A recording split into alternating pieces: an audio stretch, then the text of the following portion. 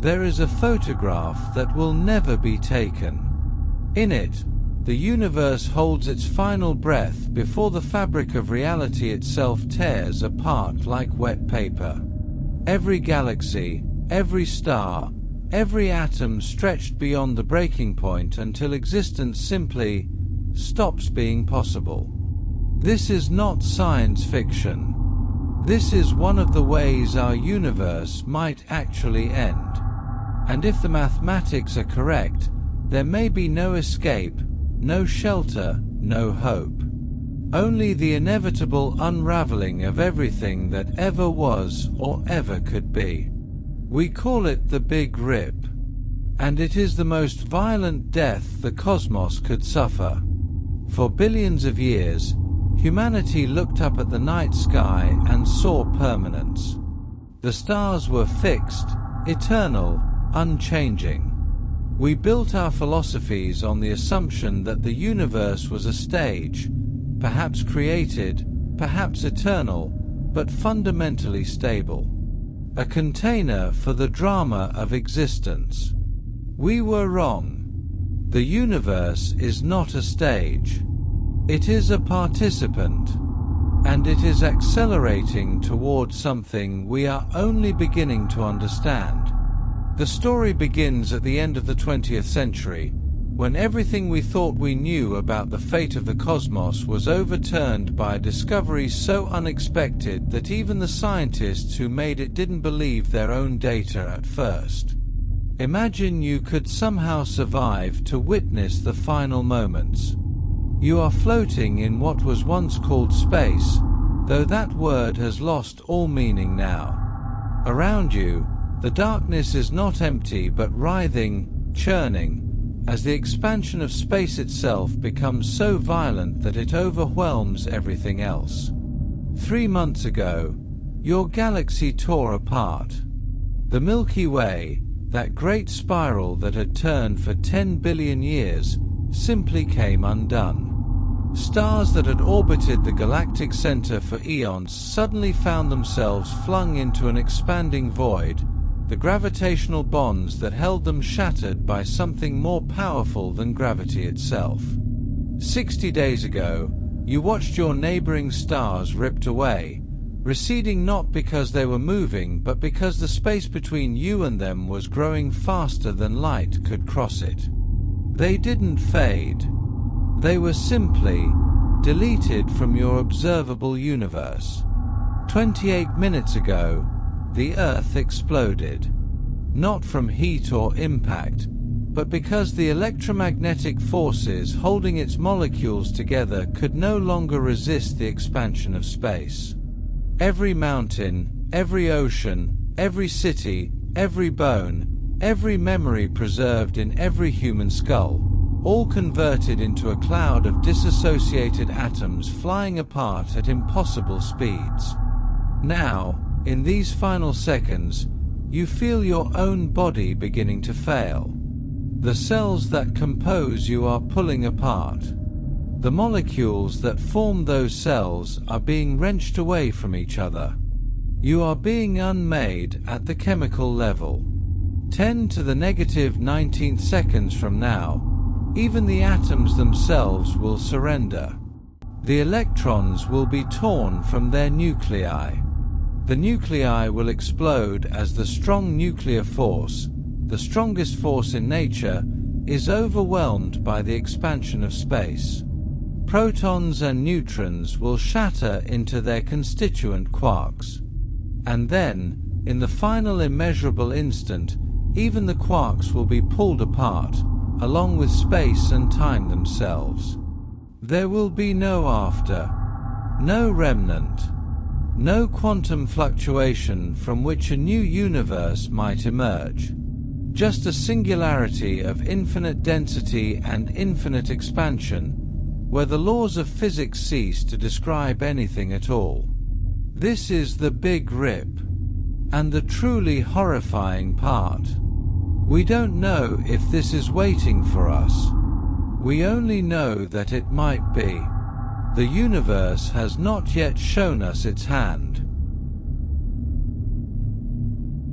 The bad news, the error bars still allow for phantom energy. A value of W equal to -1.08 or -1.12 is still consistent with current observations. And any value less than -1, even slightly, eventually leads to the Big Rip. Moreover, current measurements assume that W is constant over cosmic time. But what if it's not? What if W was greater than -1 in the past and is slowly decreasing? Some dark energy models, particularly those involving a scalar field called quintessence, allow W to vary. If W is decreasing, it might cross below -1 in the future, even if it's greater than -1 now. There's another complication: systematic errors. Measuring W requires extraordinarily precise observations across cosmic distances. You need to know the distances to galaxies billions of light-years away to within a few percent. You need to account for dust-dimming light, for gravitational lensing, for the evolution of supernova progenitors, for 100 subtle effects that could bias your measurements. And here's what keeps cosmologists awake at night. If W really is less than -1, if we really are headed for the Big Rip, we might not be able to measure it with certainty until we're already well into the timeline of disintegration. By the time the evidence is unambiguous, when we see galaxy clusters being torn apart, when the expansion rate is measurably increasing faster than a cosmological constant would predict, we might have only a few 100 million years left. A blink of an eye on cosmic scales. So what's the probability? If you force cosmologists to give a number, most would say there's maybe a 10 to 20% chance that W is less than -1, based on current observations. Some would say lower, some higher. The error bars are still too large to be sure. But 10 to 20% is not reassuring when we're talking about the complete destruction of the universe. Future observations will improve these constraints. The Vera C. Rubin Observatory, currently under construction in Chile, will begin a 10-year survey in 2025, imaging the entire southern sky every few nights. It will discover millions of supernovae and measure gravitational lensing for billions of galaxies. The European Space Agency's Euclid satellite, launched in 2023, is mapping the geometry of the universe and the distribution of dark matter to constrain dark energy. These and other projects will measure W to within a few percent over the next decade. If they consistently find W greater than -1, we can breathe easier. No Big Rip, at least not from current dark energy. If they find W indistinguishable from -1, we still won't know for sure, but the most likely scenario is a cosmological constant and the Big Freeze. But if they find W less than -1, if the error bars shrink and the central value stays below -1, then we'll know. We'll know that every structure in the universe is temporary. We'll know that there's an expiration date, calculable and finite. We'll know that the Big Rip is not speculation but destiny. And we'll have to decide what that knowledge means for how we live, how we think, what we value. Because if the universe is going to end, not in the abstract future but on a specific date, does anything we do matter? Or does it make what we do the only thing that matters? Perhaps we're asking the wrong question. Perhaps the issue isn't whether dark energy is phantom energy or a cosmological constant. Perhaps the issue is that dark energy doesn't exist at all. This might sound absurd given the overwhelming observational evidence for cosmic acceleration. Supernovae are farther away than they should be. The CMB indicates the universe is spatially flat, but with too little matter to account for that flatness. Galaxy clusters show that matter makes up only about 30% of what's needed to explain the dynamics we observe. Something is filling the other 70%. But what if it's not a new form of energy? What if it's gravity that's wrong? Einstein's general relativity has passed every experimental test we've thrown at it for over a century. It predicted the bending of starlight around the Sun, confirmed during the 1919 eclipse. It predicted gravitational time dilation, confirmed to exquisite precision by atomic clocks. It predicted gravitational waves, confirmed by LIGO's detection in 2015. It describes the orbit of Mercury, the dynamics of binary pulsars, the behavior of light near black holes, everything. But general relativity has never been tested at the scales relevant to dark energy. The largest scales where we've confirmed it are in the solar system and in binary star systems, distances of light hours to light years. Dark energy acts on scales of billions of light years. What if general relativity breaks down on those scales? Think of dark energy not as a thing but as a property of space itself.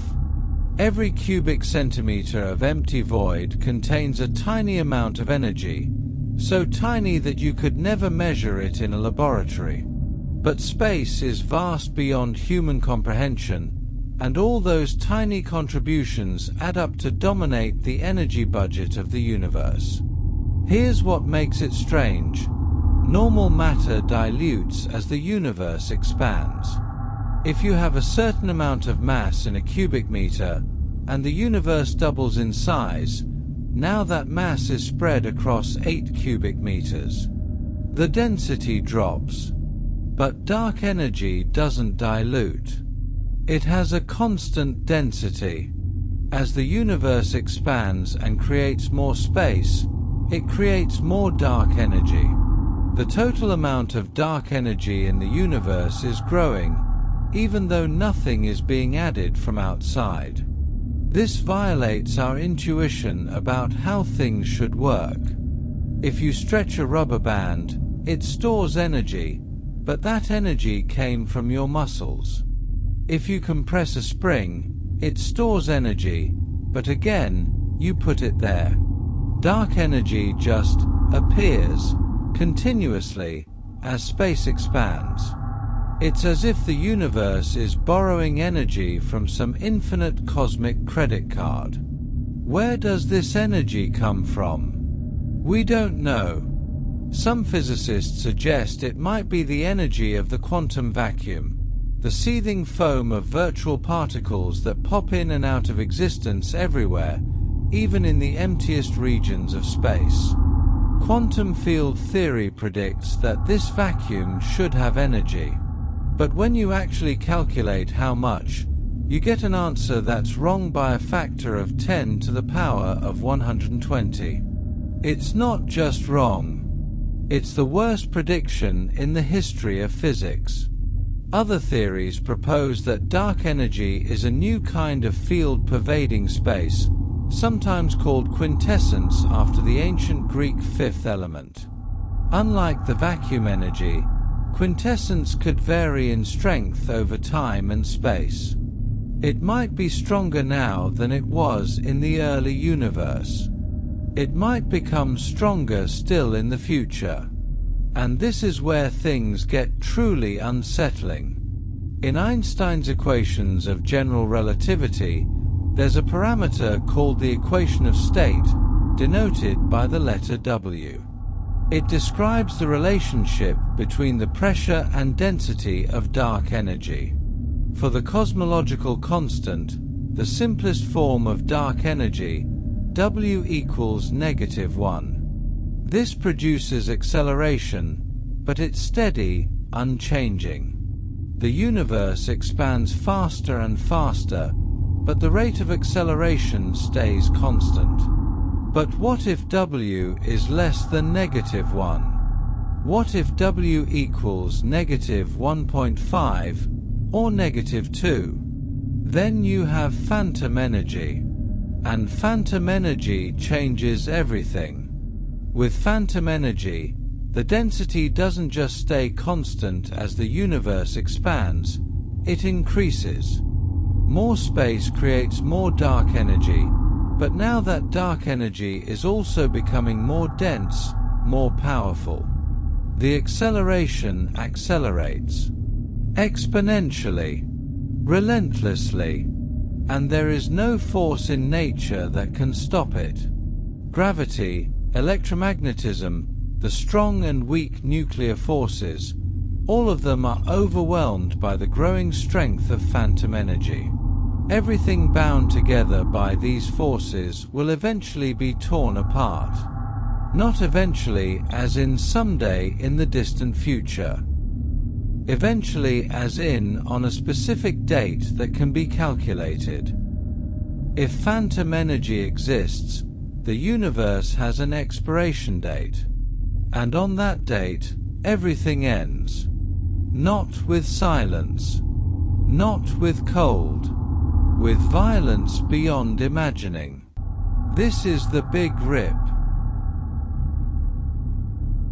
There is a number that holds our fate. A single parameter buried in the mathematics of cosmology. It goes by the innocuous name W, the equation of state parameter. And the difference between W equaling -1 and W equaling -1.1 is the difference between eternity and annihilation. Let's understand what this number means. In thermodynamics and cosmology, the equation of state tells you the relationship between a substance's pressure and its density. For normal matter, atoms, stars, planets, your body, pressure is positive. When you compress matter, it pushes back. The denser it gets, the more it resists. But dark energy is not normal matter. Dark energy has negative pressure. It doesn't resist compression, it creates expansion. It pushes space apart rather than letting space push it together. The equation of state parameter W is the ratio of this pressure to the energy density. For the cosmological constant, Einstein's original addition to his field equations, which he later called his greatest blunder but which turned out to be prescient, W equals exactly -1. This means the pressure is exactly equal to the negative of the energy density. As the universe expands, the density of dark energy stays constant. You double the volume of space, you double the total amount of dark energy. The universe accelerates, but the acceleration itself remains steady. This leads to what cosmologists call the Big Freeze or heat death. Galaxies accelerate away from each other until they're beyond each other's cosmic horizons. The universe becomes a collection of isolated island universes that can never interact again. Stars burn out. Black holes evaporate. Eventually, after a time span so vast it makes the current age of the universe look like a femtosecond, even the black holes are gone. All that's left is a cold, dark, maximally entropic void, expanding forever into infinite emptiness. Depressing, yes, but at least structures can exist for a very long time. The laws of physics continue to operate. Atoms remain atoms. If you could somehow survive, and some physicists have speculated about civilizations harvesting energy from black holes or riding the quantum foam, you could theoretically exist forever in an increasingly cold and empty cosmos. But what if W is not exactly -1? What if it's slightly less? Current observations constrain W to be somewhere around -1, but with error bars. The best measurements suggest W equals -1.03, plus or minus about 0.06, which means we can't rule out values less than -1. If W is less than -1, even slightly, the behavior changes catastrophically. Now you have phantom energy, and phantom energy has a density that increases over time. Not just a total amount that increases, the density per unit volume increases. Space doesn't just create more dark energy as it expands, that dark energy becomes more concentrated, more powerful. Think about what this means. Right now, dark energy is weak. It can overpower gravity on cosmological scales, between galaxy clusters separated by hundreds of millions of light-years, but it can't overpower gravity inside a galaxy. It certainly can't overpower the electromagnetic forces holding molecules together or the strong nuclear force binding atomic nuclei. But if W is less than -1, the strength of dark energy grows exponentially. At first, it's still weak enough that only the largest structures feel its effect. Superclusters of galaxies, gravitationally bound collections of thousands of galaxies, begin to come apart. Then individual galaxy clusters. Then galaxies themselves. Then solar systems. Then planets. Then molecules. Then atoms. Then nuclei.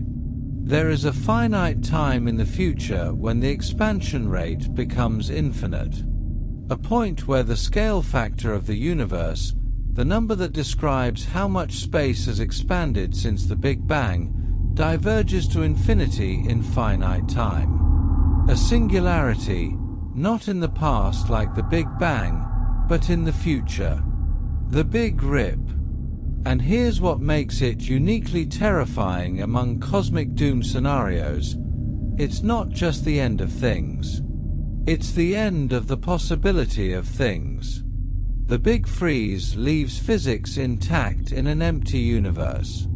The Big Crunch, a hypothetical scenario where the universe collapses back on itself, at least preserves the idea that matter and energy still exist, just increasingly compressed. The Big Rip tears apart the equations themselves. As you approach the singularity, the energy density of phantom energy approaches infinity. Space is being created so fast that light cannot travel. Cause and effect break down. Time itself becomes meaningless. And the mathematics give us a timeline. Imagine you are a cosmic being, standing outside the universe, watching its entire history unfold before you like a film. You see the Big Bang, the initial explosion of space and time from a point of infinite density. You watch space expand and cool, watch quantum fluctuations freeze into seeds of galaxies, watch the first stars ignite 300 million years later. You watch galaxies form, collide, merge. You watch the universe go through a phase where most of it is radiation, hot photons dominating everything, and then a phase where matter dominates, where gravity can overcome the pressure of radiation and pull things together into structures. And then, about 9 billion years into the film, something changes. Dark energy, which has been present all along but too weak to matter, begins to overtake matter. The expansion of the universe, which had been slowing under the gravitational pull of all that matter, begins to accelerate instead. Now you have a choice to make. Not you personally. The universe has already chosen, or physics has chosen, or God has chosen if you believe in such things. But mathematically, There are 4 possible endings to this film, for ways the story can conclude. The first ending is the Big Freeze, also called heat death. This happens if dark energy is a cosmological constant, if W equals -1 exactly. The universe expands forever, accelerating but with the acceleration rate staying constant. Eventually, all the stars burn out. Galaxies are pushed beyond each other's cosmic horizons by the expansion. The universe becomes a collection of isolated black holes, slowly evaporating through Hawking radiation. After 10 to the power of 100 years, a number so large it has no physical meaning to human minds, even the black holes are gone. What's left is a thin soup of random particles, spread across an infinite volume, too sparse to ever interact. Maximum entropy. Thermal equilibrium. Nothing can happen anymore because there's no energy gradient for anything to flow down. The film doesn't end, it just fades to static that plays forever. The second ending is the Big Crunch. This happens if there's no dark energy at all, or if dark energy is negative but not strong enough to overcome the total gravity of all the matter in the universe. The expansion slows, stops, and reverses. Galaxies start moving toward each other instead of away. As space contracts, everything gets closer together and hotter. The cosmic microwave background, currently at 3 degrees above absolute zero, begins to heat up. It reaches the temperature of stars. Then the temperature of stellar cores. Galaxies collide and merge. Stars are torn apart by tidal forces. Eventually, space itself collapses back down to a point of infinite density, a singularity like the Big Bang, but in reverse. The universe ends in fire and compression. Whether this leads to a big bounce, a new Big Bang arising from the crunch, is unknown. Perhaps our universe is one cycle in an infinite series. Perhaps the crunch is simply the end. The film runs backward and then stops. The third ending is the Big Bounce scenario, which isn't really about the fate of expansion but rather a modification of quantum gravity. In this scenario, the universe never reaches a true singularity at the Big Bang or the Big Crunch. Instead, quantum effects become important at extremely high densities and generate a repulsive force. The universe contracts to a minimum size, tiny, but not zero, and then bounces back, expanding again. Time is eternal in both directions. Our universe is the expansion phase after a previous universe's contraction. And when our universe eventually collapses, it will bounce and become the next universe. The film is part of an infinite series, each universe living and dying and giving birth to another. And then there's the fourth ending. The one that doesn't allow for bounces or infinite futures or slow fades. The one where the universe doesn't gently die but is brutally murdered by its own expansion. The Big Rip. This happens if dark energy is phantom energy, if W is less than -1. The acceleration doesn't just continue, it increases. The expansion rate grows without bound. At first, only the largest structures feel the effect. Superclusters of galaxies, hundreds of millions of light-years across, are torn apart as the space within them expands faster than gravity can pull them back together. Then galaxy clusters. Then individual galaxies. Then the gravitational bonds of solar systems are overcome. Then the electromagnetic bonds of molecules and solids. then atomic nuclei themselves. Unlike the Big Freeze, where structures can exist until the end of time, the Big Rip gives you a deadline. A specific moment in the future, calculable, finite, when the expansion rate becomes infinite and everything that exists is shredded down to the Planck scale. The film doesn't fade or run backward. It tears. The screen itself rips apart. Which ending awaits us? We don't know. We can't know, not yet. Current observations favor West being very close to -1, which would suggest the Big Freeze. But the error bars still allow for W less than -1. They allow for the rip. And so we live in a state of cosmic uncertainty, our fate hanging on decimal places in a number we haven't precisely measured. The universe has not yet revealed which ending it has chosen for us. But if it's the rip, we can calculate when it happens. And we can describe, in horrifying detail, exactly what those final moments will look like. Let's assume the worst. Let's assume that more precise measurements of dark energy reveal that W is indeed less than -1. Perhaps W equals -1.5. The mathematics are now set. The fate is sealed. The universe will end in a Big Rip, and we can calculate exactly when.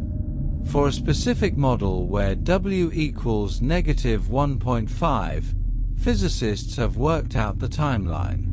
From the moment dark energy begins to dominate, which happened roughly 5 billion years ago, to the moment of the rip is about 22 billion years. Which means, if this model is correct, we have about 17 billion years left. 17 billion years sounds like forever. It's longer than the current age of the universe. Humanity, or whatever we evolve into, would have timescales beyond imagining to prepare, to explore, to understand. But here's the thing about exponential growth: most of the action happens at the end. For nearly all of those 17 billion years, the effects of phantom energy would be subtle, barely noticeable. The acceleration would increase slowly. Galaxies would drift apart a bit faster than expected, but nothing catastrophic. And then, in the final stretch, everything would happen very quickly. Let me walk you through the final countdown. 1 billion years before the rip. This is when the effects first become unmistakable. Superclusters, the largest gravitationally bound structures in the universe, collections of thousands of galaxies spanning hundreds of millions of light-years, begin to be torn apart. The Virgo supercluster, which contains the Milky Way, unravels. Galaxies that have orbited each other for billions of years suddenly find their gravitational bonds insufficient against the growing expansion. They drift apart, accelerating into the darkness. At this point, observers living on planets around stars in those galaxies would look up and see their neighboring galaxies slowly disappearing beyond their cosmic horizon. The night sky would become emptier, lonelier. 60 million years before the rip. Now individual galaxy clusters are disintegrating. The Coma cluster, containing thousands of galaxies held together by the collective gravity of trillions of stars and immense clouds of dark matter, comes undone. Its galaxies scatter like leaves in a cosmic wind. The rate of expansion is now strong enough to overcome the gravitational binding energy of these massive structures. 3 months before the rip, galaxies themselves are torn apart. The Milky Way, which has rotated as a coherent spiral for more than 10 billion years, unravels. Stars that have orbited the galactic center in orderly paths suddenly find themselves flung outward as the space between them expands faster than their orbital velocities can compensate. The spiral arms blur and dissipate. The galactic center, where a supermassive black hole has anchored everything, loses its grip. Stars scatter across expanding space, each one suddenly alone in a void that grows larger every second. If humanity still exists, we witness our galaxy's death. We watch the stars that have been our companions, Betelgeuse, Rigel, Sirius, all of them, ripped away from us, receding not because they're moving but because space itself is being created between us and them faster than light can cross it. 28 minutes before the rip. Solar systems disintegrate. The gravitational bond between the Earth and the Sun is overwhelmed. Our planet, which has orbited for 4.5 billion years, suddenly breaks free. But this is not freedom. The expansion is now so violent that the space between the Earth and the Moon is growing. The Moon, which has caused our tides, stabilized our rotation, lit our nights since the birth of our world, is torn away. It recedes into the darkness, growing smaller in the sky, then vanishing. Other planets suffer the same fate. Jupiter, Saturn, Neptune, all of them ripped from their orbits, flung into the expanding void. The Sun itself remains, but it is now alone, an isolated ball of plasma in an increasingly empty space. 28 minutes. That's how long our solar system survives after our galaxy dies. 30 minutes before the rip, any remaining planets are destroyed. Not by collision, not by heat, but by expansion. The electromagnetic forces holding molecules together, the forces that give structure to rocks and oceans and atmospheres, are no longer strong enough. The space between atoms in a solid is growing. Mountains crumble not into rubble but into atoms. Oceans don't boil, they simply disperse as the bonds between water molecules snap. The Earth doesn't explode like a bomb. It disassembles like a machine whose bolts are being removed, each piece drifting apart as the space between them expands. If you were standing on Earth in these final minutes, you would feel the ground beneath you losing cohesion. The air around you would thin, not because it was escaping to space, but because the space between air molecules was increasing. You would watch your own hands blur and dissipate as the cells composing them pulled apart. There would be no pain. Pain requires intact nerve signals, and your nerves would be coming apart too. Just a strange sensation of dissolution, of being unmade. 30 minutes. That's how long matter survives after solar systems die. 10 to the negative 19th seconds before the rip, 1/10,000,000,000 of a second, atomic nuclei are torn apart. The strong nuclear force, the most powerful force in nature, the force that binds quarks into protons and neutrons, that overcomes the electromagnetic repulsion of protons packed together in a nucleus, even this force surrenders. Nuclei explode into individual protons and neutrons. And those protons and neutrons, themselves composite particles made of quarks, are ripped into their constituent parts. And then, in the final immeasurable instant, space-time itself tears. The Planck scale, the smallest possible meaningful length, about 10 to the negative 35 meters, is breached.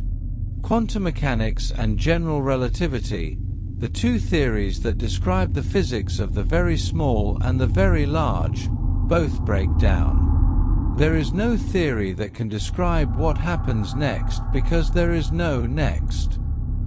Time stops having meaning. The equations produce infinities. The singularity is reached. The universe ends. Not in 10 billion years. Not in 100 billion years. On a specific date that could be written on a calendar if we knew the exact value of W.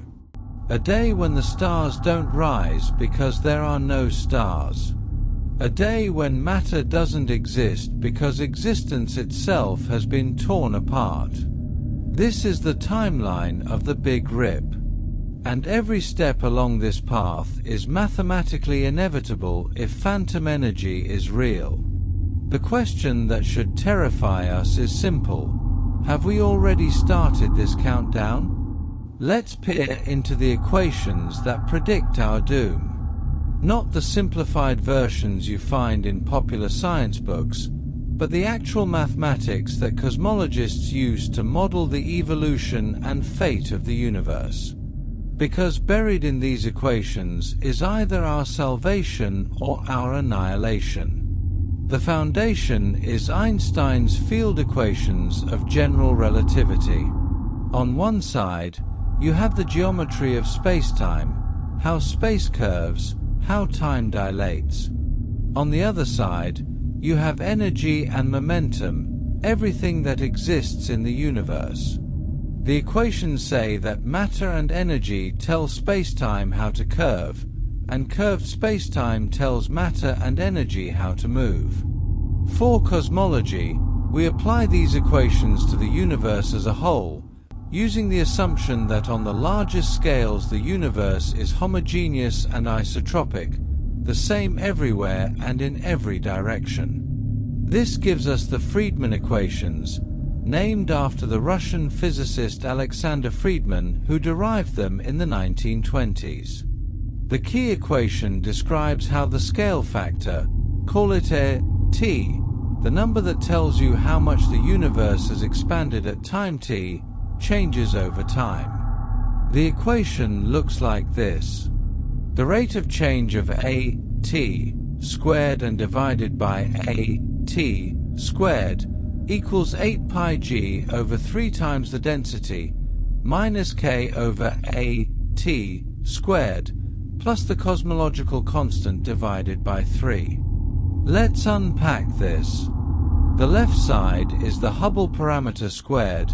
It tells you how fast the universe is expanding right now as a fraction of its size. The first term on the right is the contribution from matter and radiation density. The g is Newton's gravitational constant. This term slows the expansion because gravity pulls things together. The k term is the curvature of space, positive for a closed universe, 0 for flat, negative for open. Current observations suggest k is 0 or very close to it, meaning our universe is spatially flat. And then there's that last term, the cosmological constant divided by 3. This is dark energy, and it speeds up the expansion. But here's where it gets crucial. If dark energy is a cosmological constant, it's truly constant. It never changes value. The density stays the same as the universe expands. But if dark energy is something else, if it's phantom energy, then its density can increase over time. We describe this with the equation of state. Pressure equals W times the energy density. For a cosmological constant, W equals -1. For phantom energy, W is less than -1. Now, there's another equation from general relativity called the continuity equation, which expresses conservation of energy. It says that the rate at which density changes is related to how fast the universe is expanding and to the pressure. If you have normal matter with 0 pressure, the density decreases as the universe expands, double the volume, halve the density. But if you have dark energy with negative pressure, the behavior is different. For a cosmological constant where W equals -1, the density stays constant. The energy per unit volume doesn't change, which means the total energy grows as the volume grows. Weird, but not catastrophic. But for phantom energy where W is less than -1, the density increases. Not just the total amount of energy, the energy per unit volume increases. As the universe expands, phantom energy becomes more dense, not less. This is bizarre and profoundly unsettling.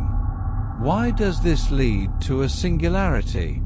Let's think it through. As the universe expands, the density of phantom energy grows. This growing density makes the expansion accelerate faster, which creates more space, which creates more phantom energy, now even denser, which makes the expansion accelerate even faster. You have a runaway feedback loop, an exponential explosion of expansion. Mathematically, the scale factor A(t) approaches infinity at a finite time. There's a specific moment, call it t sub rip, when A(t) diverges. At this moment, the expansion rate becomes infinite. Space is being created infinitely fast. What does infinite expansion rate mean? It means that any 2 points in space, no matter how close together, are being separated infinitely fast. Light cannot travel from one point to another because space is being created between them faster than light can cross it. Cause and effect breakdown. Particles that interact through forces, electromagnetic, nuclear, are torn apart because the forces are mediated by virtual particles that can't travel fast enough to maintain the bonds. And here's the truly disturbing part. You can calculate when this happens. If you know the current density of dark energy, the current expansion rate, and the value of W, you can compute T sub rip. Different models give different times, ranging from about 20 billion years to over 100 billion years in the future, depending on the assumed value of W. Some physicists have argued that the Big Rip singularity is not real, that it's an artifact of our equations breaking down. They point out that general relativity is a classical theory, and quantum effects must become important near the singularity. Perhaps quantum gravity, whatever theory finally unifies quantum mechanics and general relativity, will smooth out the singularity, prevent it from happening. Maybe. But maybe is not reassuring when we're talking about the complete destruction of all structure in the universe. And we have no confirmed theory of quantum gravity, no tested predictions. We're hoping that physics we don't understand will save us from a fate predicted by physics we do understand. There's another wrinkle. Some models suggest that even if we avoid the Big Rip, phantom energy might cause a different kind of future singularity called the Little Rip. In this scenario, West is close to -1 but still less than it, close enough that the universe avoids the dramatic tearing apart of the Big Rip. Instead, structures are gradually worn away by the accelerating expansion over infinite time. Galaxies slowly dissolve, stars are stripped away one by one, molecular bonds gradually weaken. It's a slower death, but a death nonetheless. The mathematics is cold and unambiguous. If phantom energy exists, if W is less than -1, then the equations predict a future singularity. The universe will not expand forever in equilibrium. It will tear itself apart in a finite time. And we cannot hide from it. There is no shelter in the equations. No escape clause. No loophole. Unless the equations are wrong. Gravity is the weakest of the fundamental forces. A small magnet can overcome the gravitational pull of the entire Earth to pick up a paperclip. The electromagnetic force is about 10 to the 36 times stronger. The strong nuclear force, which binds quarks together inside protons, is even more powerful. But gravity has one overwhelming advantage: it only attracts. It never repels. Every bit of mass in the universe pulls on every other bit of mass. And gravity has infinite range. It never turns off, never goes to zero, no matter how far apart objects are. This is why gravity dominates on cosmic scales. This is why galaxies hold together despite containing billions of stars, each moving at hundreds of kilometers per second. This is why galaxy clusters remain bound despite the immense energies involved. Gravity is patient and inexorable and relentless. Until it isn't. The Big Rip scenario describes what happens when even gravity, reliable, inarrestable gravity, loses its battle against the expansion of space driven by phantom energy. Let's understand this moment by moment, structure by structure, as the cosmic hierarchy of gravitational binding is dismantled from the largest scales down to the smallest. Begin with superclusters. These are the largest gravitationally bound structures in the universe, spanning hundreds of millions of light-years and containing thousands of galaxies. The Laniakea supercluster, which contains our local group of galaxies, is 500 million light-years across and contains the mass of 100,000 trillion suns. Its gravity is immense but diffuse, spread across such vast distances that individual galaxies within it move at only a few hundred kilometers per second. When phantom energy's expansion begins to overcome this, the supercluster doesn't collapse or explode. It simply stops being a structure. The galaxies at the edges, where the gravitational binding is weakest, begin to accelerate away faster than their orbital velocities can compensate. The supercluster frays at its boundaries. Then the fraying moves inward. Galaxies in the middle find themselves suddenly without neighbors, isolated in expanding voids. The supercluster doesn't die dramatically. It fades, unravels, ceases to exist as a coherent thing. This happens about 1 billion years before the final rip. Next are galaxy clusters, tighter, more massive, more strongly bound. The Coma cluster contains about 1,000 large galaxies in a region 20 million light-years across. It's been stable for billions of years. The galaxies orbit a common center of mass at speeds of over 1,000 kilometers per second, held in place by the combined gravity of all their stars, all their dark matter. The binding energy is enormous. But as phantom energy grows stronger, even this is not enough. The expansion of space within the cluster begins to exceed the orbital velocities of the galaxies. Imagine a galaxy on the edge of the cluster, orbiting inward. Normally, its velocity would carry it toward the center, then back outward in an eternal ellipse. But now, despite its motion toward the center, it finds itself getting farther away. Space itself is expanding between it and the center faster than it can fall inward.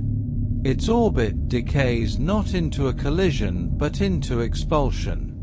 The galaxy is ejected not by any force but by the creation of space. One by one, the galaxies are stripped away. The cluster dissolves. This happens about 60 million years before the rip. Then individual galaxies. The Milky Way is held together by the gravity of 200 billion stars plus dark matter amounting to 10 times that mass. Stars orbit the galactic center at hundreds of kilometers per second. The Sun, for instance, takes 230 million years to complete one orbit. It has completed only 20 orbits since the dinosaurs went extinct. The galaxy is ancient, stable, seemingly eternal. But when the expansion rate becomes strong enough, even galactic gravity fails. The outer stars, where gravity is weakest, are torn away first. The spiral arms, those beautiful structures of stars and gas, shred and disperse. The bar at the center distorts and fragments. Globular clusters, compact spheres of ancient stars that have orbited the galaxy for 10 billion years, are ripped from their paths and scattered. The stars don't collide. They simply find themselves in an expanding void, the space between them growing faster than light, each one suddenly and irrevocably alone. The galaxy, which has been a coherent structure since shortly after the Big Bang, ceases to exist. This happens 3 months before the rip. Now solar systems. The binding energy of the Earth to the Sun is about 10 to the 33rd joules, the energy released by 1,000,000 billion hydrogen bombs. The Earth moves at 30 kilometers per second in its orbit. The gravitational force holding it in place is immense on human scales, but nothing compared to galactic forces. When the expansion grows strong enough to overcome even this, the Earth's orbit destabilizes. Not suddenly. There's no moment where the Earth suddenly flies away. Rather, the effective gravitational constant appears to decrease as space expands. The Earth's orbit begins to widen. Each year, it's a bit farther from the Sun. The expansion accelerates. Within minutes, the orbital radius has increased by a significant fraction. The gravitational bond snaps.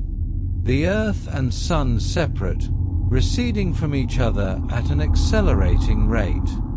This happens 28 minutes before the rip. At this point, gravity has lost its control over every bound system larger than a planet. But planets themselves, held together by gravity and electromagnetic forces, still exist. For a few more minutes. As the expansion rate continues to grow, the space between atoms in a solid begins to expand. Electromagnetic forces, the forces that hold molecules together, that give structure to rocks and metals and flesh, are far stronger than gravity at these scales. But they are not infinite. They are mediated by virtual photons that travel at the speed of light. When space expands fast enough, even these photons cannot maintain the bonds.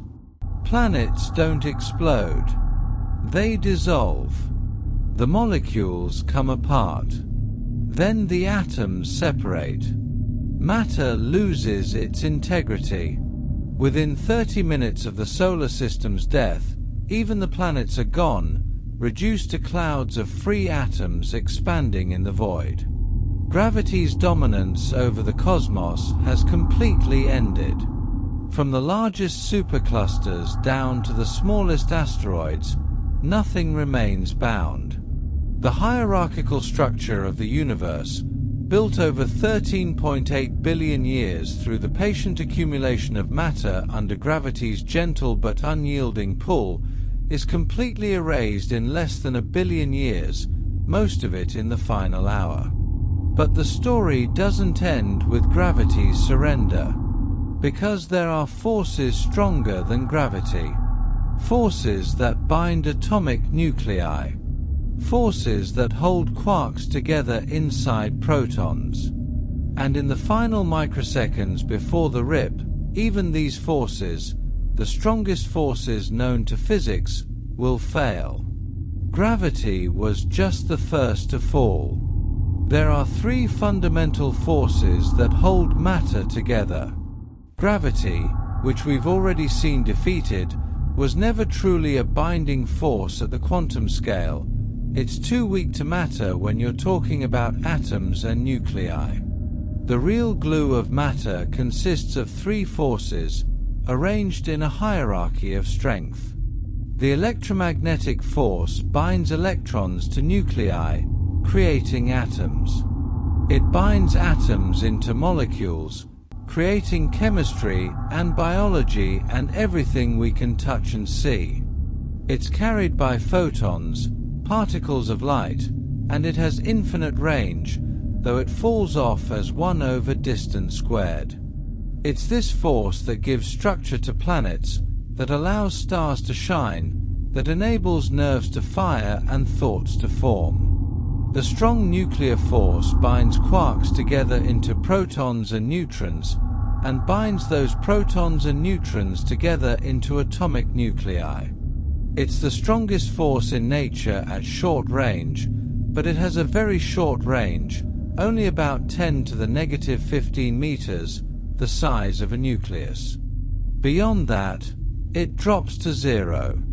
It's this force that allows atomic nuclei to exist despite the electromagnetic repulsion of all those positively charged protons trying to push apart. The weak nuclear force is responsible for certain types of radioactive decay. It's the only force that allows one type of quark to transform into another. It's essential for the nuclear fusion that powers stars, but it's not a binding force. It breaks things rather than holding them together. In the final moments of the Big Rip, we witness something unprecedented: the sequential failure of these forces, from weakest to strongest, as the expansion of space overwhelms each one in turn. First, electromagnetism falls. 30 minutes before the rip, the expansion rate has grown so extreme that the space between an electron and its nucleus is increasing faster than the electromagnetic force can maintain the bond. Remember, forces are not instantaneous. They're mediated by virtual particles, for electromagnetism, virtual photons, that must travel between the interacting particles. These virtual photons move at the speed of light. When space expands fast enough that the distance between electron and nucleus increases faster than light, the virtual photons can no longer bridge the gap. The electron doesn't fly away. It's simply no longer bound. The atom ceases to be an atom in any meaningful sense. It's now a nucleus surrounded by a probability cloud of electrons, but that cloud is expanding, diluting, losing coherence. The electromagnetic bond is broken not by adding energy but by pulling space apart. This happens to every atom in the universe simultaneously. Molecules, which are held together by electromagnetic bonds between atoms, disintegrate. Water stops being HO and becomes separate hydrogen and oxygen atoms. DNA, that elegant double helix encoding billions of years of evolution, unzips and fragments. The proteins in your body unfold and disperse. Every chemical bond, everything that chemistry describes, everything that biology depends on, gone. The universe is now a plasma of free nuclei and electrons, expanding in all directions, unable to recombine because space is being created between them faster than they can interact. But nuclei still exist. Protons and neutrons, packed together in nuclei by the strong force, remain intact. For a few more minutes. The strong force is astonishingly powerful. It has to be to overcome the electromagnetic repulsion of protons in a nucleus. In a uranium nucleus, with 92 protons, the electrical repulsion is immense. The strong force not only overcomes this but binds the nucleus so tightly that you'd need to add energy equivalent to several million electron volts per nucleon to tear it apart. But the strong force has a weakness: its range. It only works over distances comparable to the size of a nucleus, about 10 to the negative 15 meters. Outside this range, it simply doesn't exist. It's not that it gets weaker, it goes to zero. As space continues to expand exponentially, the distance between nucleons in a nucleus begins to grow. At first, this doesn't matter. The nucleons are so close together that even as space expands, they remain within the range of the strong force. But the expansion is accelerating. Exponentially. Uncontrollably. Within seconds of electromagnetism failing, the space between nucleons has expanded to the point where the strong force can no longer hold them together. The nucleus doesn't undergo fission in the traditional sense. It doesn't split into smaller nuclei with the release of energy. It simply comes apart. Protons and neutrons separate as the space between them grows beyond the reach of the force that bound them. Every atomic nucleus in the universe disintegrates. Iron nuclei, the most stable, the endpoint of stellar fusion, the nuclei that even supernovae can barely break apart, destroyed. Carbon, nitrogen, oxygen, the elements of life, reduced to free nucleons. Even helium, the second most stable nucleus, bound so tightly that it exists in the cores of stars at temperatures of millions of degrees, torn apart. The universe is now a sea of individual protons, neutrons, and electrons, all expanding away from each other, accelerating, unable to interact. But we're not done. Because protons and neutrons are not fundamental. They're composite particles, made of quarks bound together by the same strong force that held nuclei together. And quarks are bound even more tightly than nucleons in a nucleus. Inside a proton are 3 quarks, 2 up quarks and 1 down quark, held together by gluons, the carrier particles of the strong force. The binding energy is so immense that you cannot separate quarks. If you try to pull 2 quarks apart, the energy required increases with distance. Eventually, you've put in so much energy that it creates new quark-antiquark pairs out of the vacuum, and you end up with 2 separate bound states rather than free quarks. This is called confinement, and it's one of the most bizarre features of quantum chromodynamics, the theory of the strong force. But confinement assumes that space is not expanding faster than gluons can travel. And in the final microseconds before the rip, even that assumption fails. 10 to the negative 19th seconds before the rip, 1/10,000,000th of a billionth of a second, the expansion has become so violent that the space between quarks inside a proton is increasing faster than light. The gluons that mediate the strong force cannot maintain the bond. Confinement fails. The quarks separate. This should be impossible. It's never been observed in nature. There are no free quarks anywhere in the observable universe under normal conditions. But these are not normal conditions. These are the final instants before space-time itself tears. Protons and neutrons disintegrate into free quarks. Every baryon in the universe, every particle made of 3 quarks, ceases to exist. The atoms that were torn apart minutes ago, the nuclei that came apart seconds ago, are now decomposed down to their most fundamental constituents. And then, in the final immeasurable instant, even space-time gives up.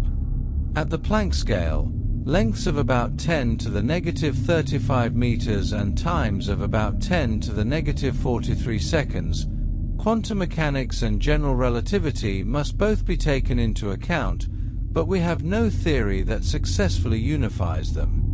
We don't know what happens when you try to describe space-time at these scales.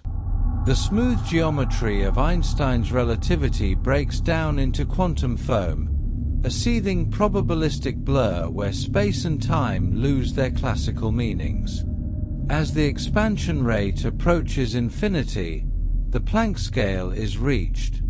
Space-time itself, the stage on which all of physics plays out, is torn apart. There is no theory to describe what comes next because next implies time, and time no longer exists as a meaningful concept. The universe reaches a singularity. Not a singularity of infinite density like the Big Bang. This is a singularity of infinite expansion rate. The scale factor diverges. The equations produce infinities. Physics breaks. And then, nothing. Not nothing as in empty space. Nothing as in no space. No time. No framework for existence.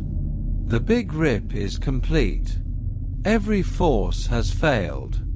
Every structure has been destroyed. From superclusters down to quarks, everything that once existed has been reduced to what? We don't know. We can't know. Our mathematics stops working. Our theories give no answer. This is the quantum apocalypse. The end not just of things, but of the possibility of things. And if phantom energy is real, this is our fate. Not ours personally. We'll be gone long before, dead from ordinary causes in an ordinary universe. But the universe itself, everything that is or ever was or ever could be, is destined for this final, violent annihilation. Unless we're wrong. Unless the measurements are incorrect. Unless some new physics saves us. But hope is not a plan. And the mathematics is unforgiving. So how close are we to knowing our fate? What does the actual observational data tell us about whether we're headed for the Big Rip or something else? The answer is both reassuring and terrifying. We don't know yet, but we're getting closer. Let's start with what we can measure. The key parameter is W, the equation of state of dark energy. We need to know if W equals -1, making dark energy a cosmological constant and leading to the Big Freeze, or if W is less than -1, which gives us phantom energy and the Big Rip. Cosmologists use multiple independent methods to constrain W, each measuring different aspects of cosmic expansion. First, Type Ia supernovae, the same tool that led to the discovery of cosmic acceleration in 1998. By measuring how bright these supernovae appear and comparing that to their known intrinsic brightness, we can determine their distance. By measuring their redshift, how much the expansion of the universe has stretched their light, we can determine how fast they were receding when they exploded. Plot distance versus redshift for hundreds of supernovae from different cosmic epochs, and you get a curve that depends on the expansion history of the universe, which depends on W. Second, the cosmic microwave background, the afterglow of the Big Bang, now cooled to just 2.7 degrees above absolute zero. This radiation has tiny temperature fluctuations, about 1 part in 100,000, that were imprinted 380,000 years after the Big Bang, when the universe became transparent for the first time. The size and distribution of these fluctuations depend on the geometry of space and the composition of the universe, including dark energy. The Planck satellite, which measured the CMB with unprecedented precision from 2009 to 2013, provided our best constraints on cosmological parameters. Combined with other observations, Planck data suggests W equals -1.03, plus or minus about 0.06. Third, baryon acoustic oscillations, sound waves in the early universe that left an imprint on the distribution of galaxies. These oscillations create a characteristic scale, about 490 million light-years, that appears as a subtle pattern in how galaxies cluster. By measuring this scale at different redshifts, we can track the expansion history and constrain dark energy.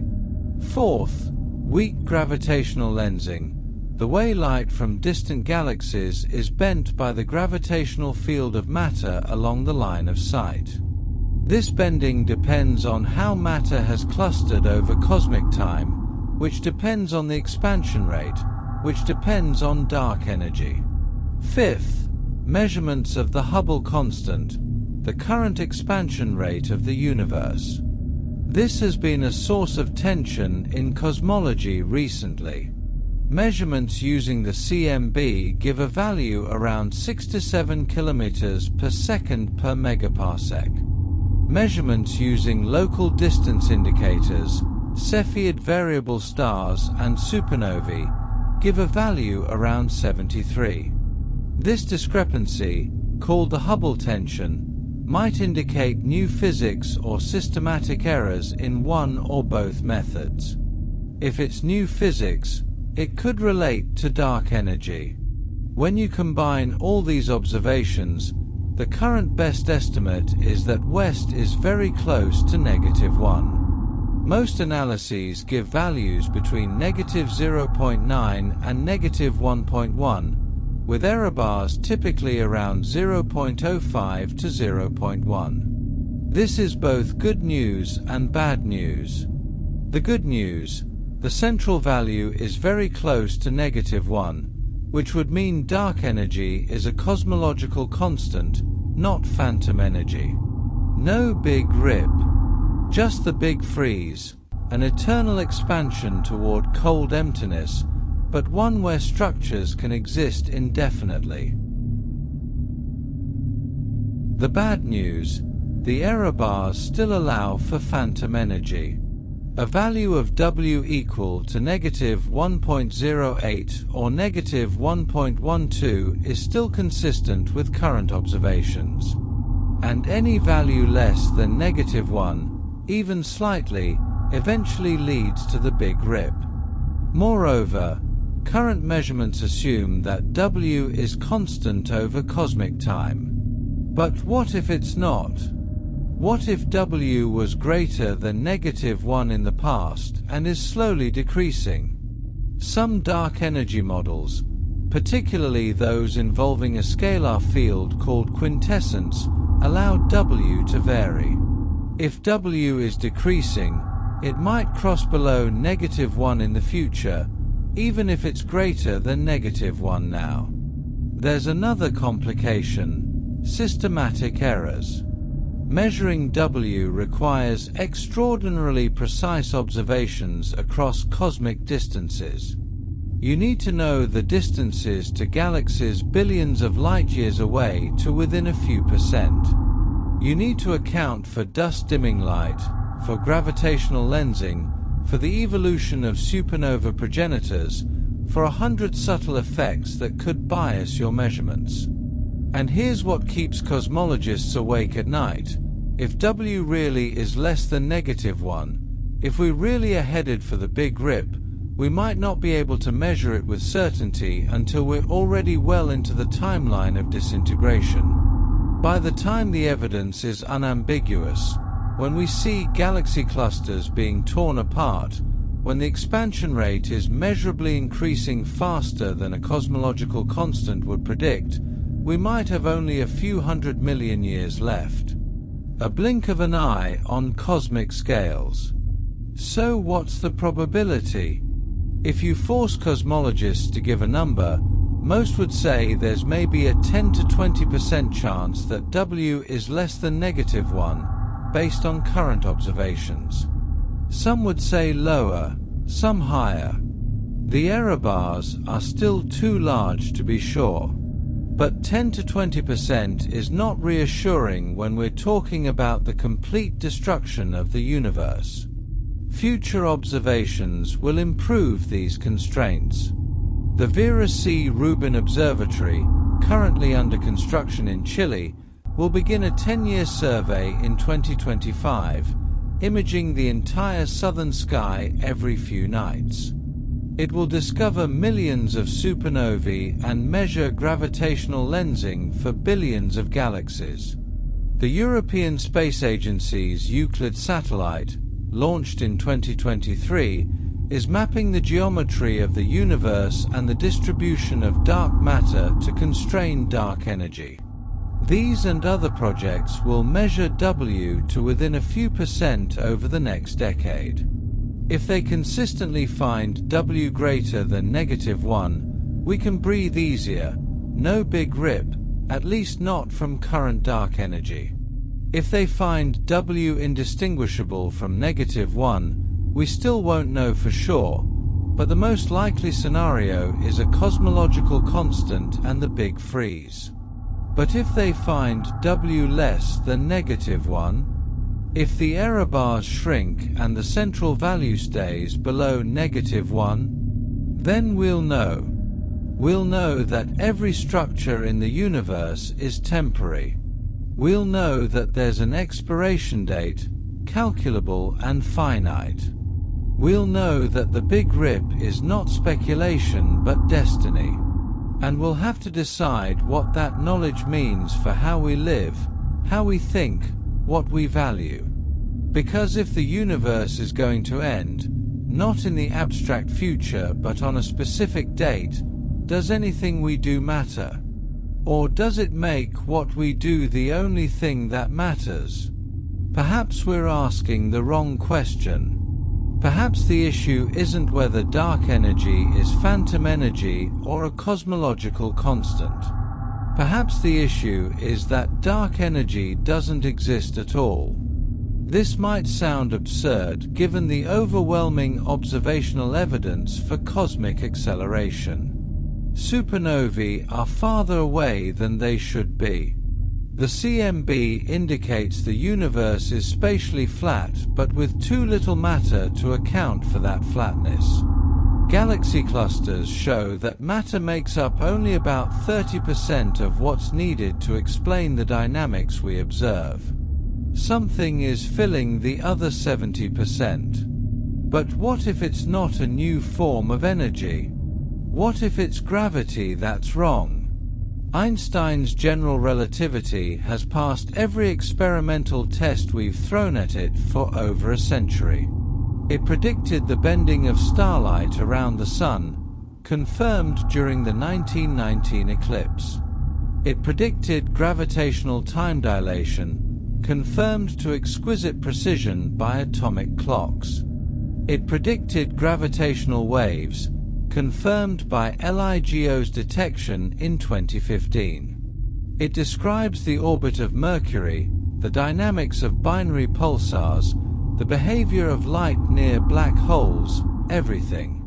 But general relativity has never been tested at the scales relevant to dark energy. The largest scales where we've confirmed it are in the solar system and in binary star systems, distances of light hours to light years. Dark energy acts on scales of billions of light years. What if general relativity breaks down on those scales? This is the idea behind modified gravity theories. Perhaps Einstein's equations need correction terms that become important only when you're describing the entire universe. Perhaps spacetime doesn't behave quite the way we think on cosmological scales. One class of these theories is called FR, gravity. In standard general relativity, the Einstein-Hilbert action, the mathematical object you manipulate to derive the field equations, is proportional to r, the Ricci scalar curvature. FR theories replace r with some function of r, maybe r plus r squared, or r plus 1 over r, or more complicated expressions. These extra terms can produce effects that look like dark energy but are actually modifications to how gravity works. In some FR models, the accelerated expansion arises naturally without any need for dark energy. The universe accelerates because gravity becomes repulsive on large scales, not because of phantom energy or a cosmological constant. If this is true, there's no big rip. The acceleration is built into the geometry of spacetime and doesn't grow without bound. Another approach is MOND, modified Newtonian dynamics, originally developed to explain galaxy rotation curves without dark matter. MOND proposes that Newton's laws break down when accelerations become very small. In galaxies, this could explain why stars orbit faster than expected without invoking dark matter. Some researchers have tried to extend MOND to cosmology, suggesting that the accelerated expansion might also be explained by modified dynamics. Then there's the idea that extra dimensions might be involved. String theory and M-theory suggest that space might have more than 3 dimensions, perhaps 6 or 7 extra dimensions, curled up so small we can't detect them. What if gravity leaks into these extra dimensions on cosmological scales? What if the apparent weakness of gravity at large distances is because gravitational field lines are spreading into dimensions we can't see? Some models predict this could produce accelerated expansion that mimics dark energy. These alternatives are appealing because they avoid the philosophical problem of phantom energy. They don't require a mysterious substance with negative pressure that becomes more dense as the universe expands. They don't predict a future singularity or the Big Rip. They explain acceleration as a feature of geometry, not as a new form of energy. But they have problems. First, they're more complicated than general relativity plus a cosmological constant. They introduce new parameters, new functions, new fields. And in physics, we have a principle called Occam's razor. All else being equal, simpler explanations are preferred. General relativity with a cosmological constant is simple. F.R. Gravity or theories with extra dimensions are not. Second, these theories must still explain all the observations that dark energy explains. They must match the supernova data, the CMB fluctuations, the baryon acoustic oscillations, the growth of structure. Some modified gravity theories can do this, but they require fine-tuning, choosing parameters very carefully to match observations. That's a red flag. It suggests you're forcing the theory to fit the data rather than the theory naturally explaining the data. Third, modified gravity theories make predictions beyond just cosmic acceleration. They predict how gravity should behave in strong field regimes near black holes or neutron stars. They predict how gravitational waves should propagate. And these predictions can be tested. In 2017, LIGO and Virgo detected gravitational waves from a binary neutron star merger. About 1.7 seconds later, the Fermi Gamma Ray Space Telescope detected gamma rays from the same event. This one observation killed many modified gravity theories. Why? Because in general relativity, gravitational waves and light both travel at exactly the speed of light. The fact that they arrived within 2 seconds of each other after traveling for 130 million years means they must travel at almost exactly the same speed, within 1 part in 10 to the 15th. Many modified gravity theories predict that gravitational waves should travel at a different speed than light. Those theories are now ruled out. Not all modified gravity theories, but many of them. So we're left with a smaller set of alternatives, and those alternatives must work very hard to explain all the data without introducing their own problems. There's another possibility, even stranger.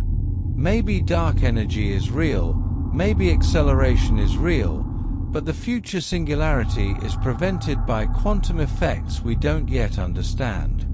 Maybe as the energy density grows and space-time curvature becomes extreme, quantum corrections to general relativity become important and smooth out the singularity.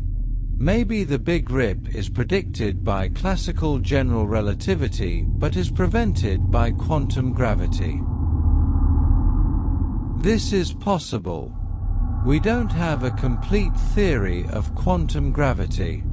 String theory, loop quantum gravity, and other approaches all suggest that space-time becomes discrete or fuzzy at the Planck scale. Maybe this discreteness prevents the divergence, prevents the infinite expansion rate, prevents the rip. But this is speculation built on speculation. We're hoping that a theory we don't have will prevent a disaster predicted by a theory we do have. The honest answer is that we don't know. We have compelling observational evidence that the universe is accelerating. We have a simple explanation: dark energy, specifically a cosmological constant, that fits the data extremely well. We have scary implications if dark energy is actually phantom energy. And we have alternative theories that avoid those implications but come with their own complications. What we need is better data, more precise measurements of W, observations of how dark energy behaves over cosmic time, tests of general relativity on larger scales. Maybe we'll find that W is exactly -1 and breathe a sigh of relief. Maybe we'll find that it's less than -1 and face the reality of the Big Rip. Maybe we'll find that we need to modify Einstein's equations and that the whole dark energy paradigm was a misunderstanding. But until then, we live with uncertainty. We know the universe is accelerating. We don't know why. And we don't know if that acceleration will kill us. Imagine you are a member of a civilization billions of years in the future. Your species has long since left Earth. Perhaps Earth no longer exists, consumed by the red giant sun in its death throes. You've spread across the galaxy, then beyond, to other galaxies in your local group.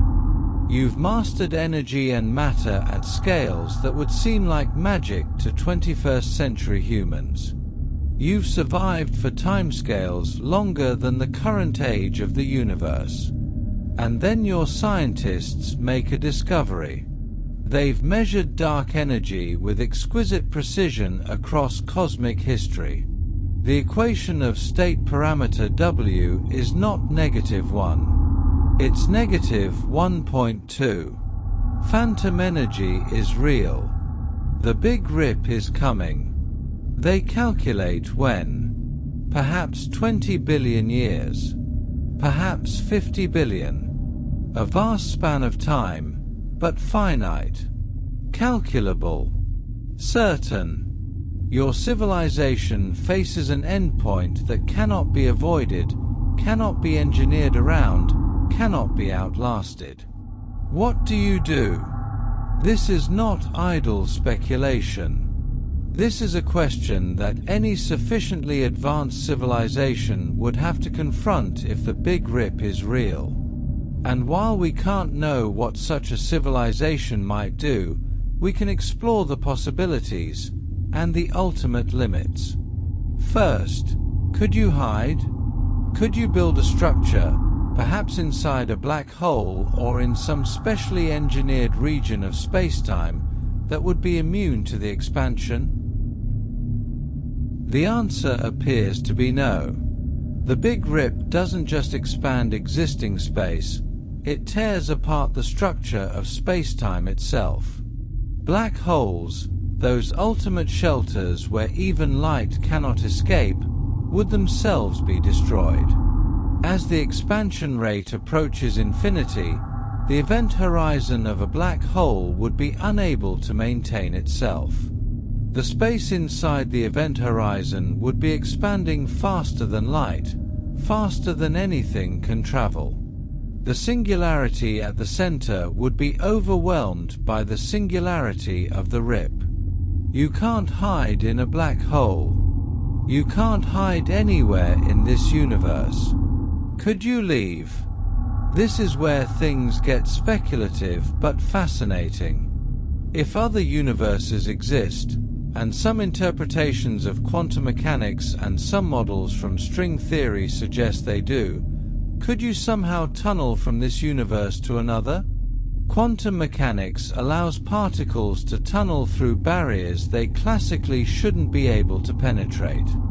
An electron can tunnel through an insulating barrier that should be impenetrable according to classical physics. Could an entire civilization, or at least the information encoding a civilization, tunnel through the barrier between universes? This would require technology beyond our wildest speculation. You'd need to manipulate the quantum state of macroscopic objects, perhaps entire spacecraft, perhaps just the information content of consciousnesses uploaded to quantum computers. You'd need to identify another universe with compatible physics where life could continue. You'd need to create or find a traversable connection between universes. Some physicists have speculated about baby universes, tiny bubbles of space-time that pinch off from our universe and expand into their own cosmos.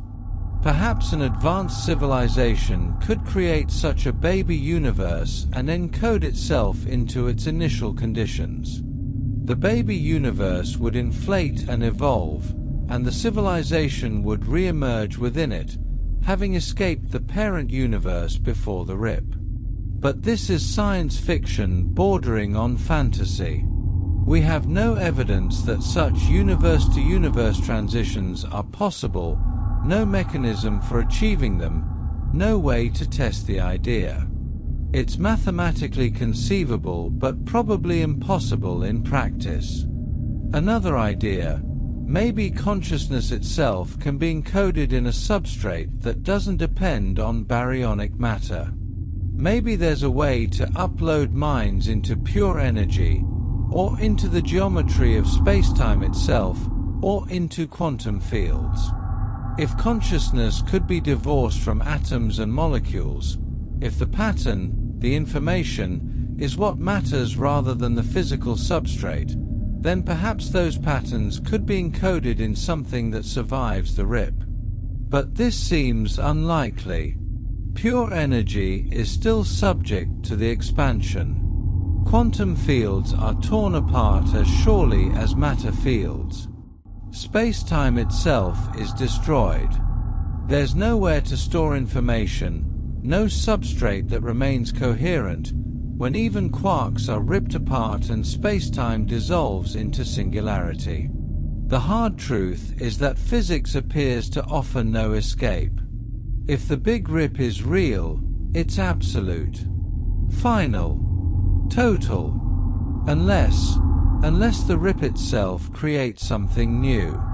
Some speculative models suggest that singularities might be portals or transition points rather than endings. The Big Bang singularity was the beginning of our universe. Might the Big Rip singularity be the beginning of something else?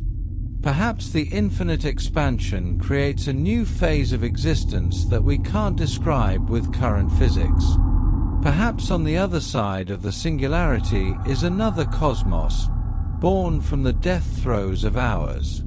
This is pure speculation, untestable and unfalsifiable.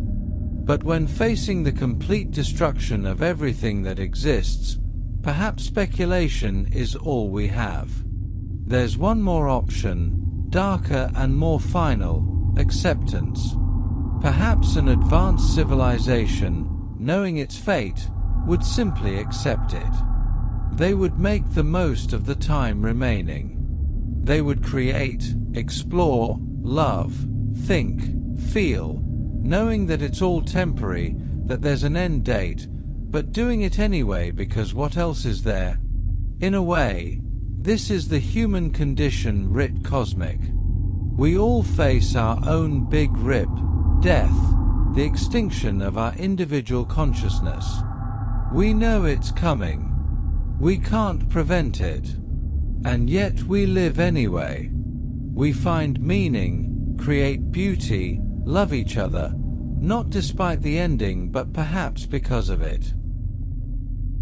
If the Big Rip is our universe's fate, then every civilization that ever exists will face this same choice: despair or defiance, nihilism or meaning, the acceptance that everything ends, and the determination to matter anyway, even if only temporarily. Because perhaps that's the point. Perhaps the universe is not here to last forever. Perhaps it's here to exist, to give rise to complexity and consciousness and beauty, and then to end. And perhaps that's enough. Or perhaps it isn't. Perhaps any civilization facing the rip would rage against it, would fight to the last moment, would search frantically for any loophole, any escape, any hope. We don't know what we would do because we're not facing it. Not yet. Maybe not ever. If the measurements turn out to be wrong, if W is greater than -1, if the universe is destined for the big freeze instead. But if the rip is real, then someday, someone, some post-human descendant, some artificial intelligence, some alien civilization, will face this question. And they'll have to answer it, knowing there may be no good answer. What do you do when the laws of physics themselves become your enemy? When the universe is not indifferent but actively hostile? When there is no hope of survival, no possibility of escape, no last-minute reprieve? You face it. You stare into the abyss. And maybe, just maybe, you find that even in the face of total annihilation, existence still meant something. There's a question that has haunted philosophers for millennia. Does life have meaning if it ends? If we all die, if civilizations rise and fall, if even stars burn out and galaxies dissolve, does anything we do matter? The Big Rip makes this question cosmically unavoidable. It's not just that individuals die, or species go extinct, or civilizations collapse. It's that the universe itself has an expiration date. Every atom that ever existed will be torn apart. Every thought that was ever thought will be erased. Every structure, every pattern, every trace that anything ever happened, deleted. Utterly. Finally. Some philosophers would say this makes everything meaningless. If the universe ends completely, if there's no lasting consequence of anything, then nothing matters. This is cosmic nihilism, the view that without eternal significance, there is no significance at all. The ancient Stoics would have disagreed. Marcus Aurelius wrote, "You could leave life right now. Let that determine what you do and say and think.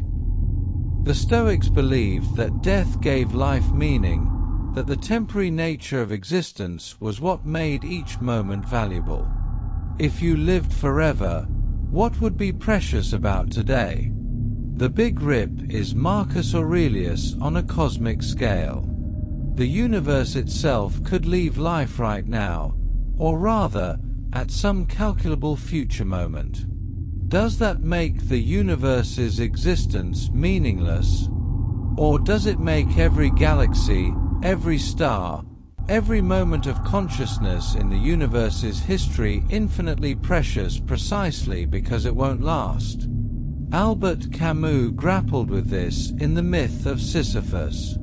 Sisyphus was condemned by the gods to roll a boulder up a hill, only to watch it roll back down, forever. An absurd, meaningless task. And yet Camus concluded, one must imagine Sisyphus happy. Why? Because Sisyphus defined his own meaning through the act of rolling the boulder. The universe might be absurd, existence might be temporary, but we can choose to find meaning in the struggle itself. If the Big Rip is real, then the universe is rolling a boulder that will eventually be torn apart, along with the hill, Sisyphus, and the very concept of rolling. Does that make it absurd? Or does it make it beautiful, that the universe gave rise to structure and complexity and consciousness anyway, knowing, in some sense, that it wouldn't last?